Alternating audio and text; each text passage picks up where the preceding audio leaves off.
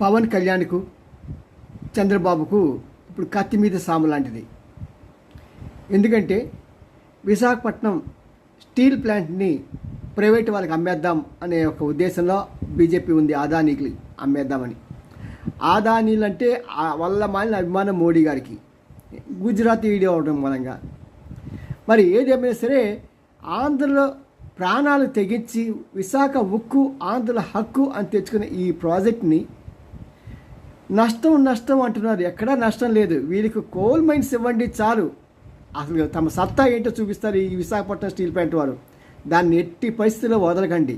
రెండోది, కృష్ణపట్నం పోర్టు ఎవరి దగ్గర నుంచి లాక్కున్నారో వాళ్ళకి తిరిగి ఇప్పించాల్సిన బాధ్యత ఉంది, భయపెట్టి బెదిరించి.